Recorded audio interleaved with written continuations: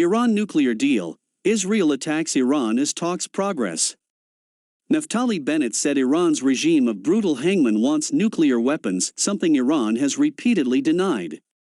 Diplomats said progress was made in Vienna today to renew the deal, which the U.S. withdrew from under President Trump. Israel opposes the agreement. Iran elected hardliner Ebrahim Raisi as its new president on Friday. The election race was widely seen as being designed to favor Mr. Raisi. The president-elect, who will be inaugurated in August, is under U.S. sanctions and has been linked to past executions of political prisoners. He is Iran's top judge and holds ultra-conservative views. Iran insists its nuclear program is peaceful. Suspicions it was being used to cover to build a nuclear bomb led to crippling sanctions from the EU, US and UN Security Council in 2010.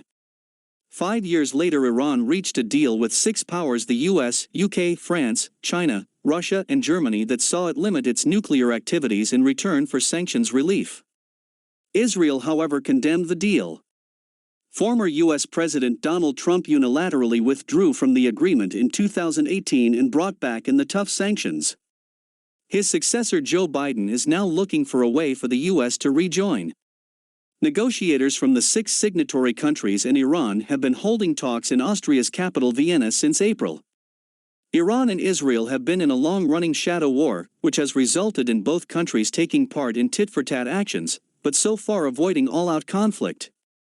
Ayatollah Khamenei, Iran's supreme leader, has repeatedly called for the elimination of the State of Israel. In 2018, he described the country as a cancerous tumor that had to be removed from the region. Israel sees Iran as a major threat and has repeatedly insisted that Iran wants to develop nuclear weapons. Iran is currently enriching uranium at its highest levels ever, although still short of what is needed to make nuclear-grade weapons. Naftali Bennett told his cabinet on Sunday that this was the last chance for world powers to wake up and understand who they are doing business with. A regime of brutal hangmen must never be allowed to have weapons of mass destruction.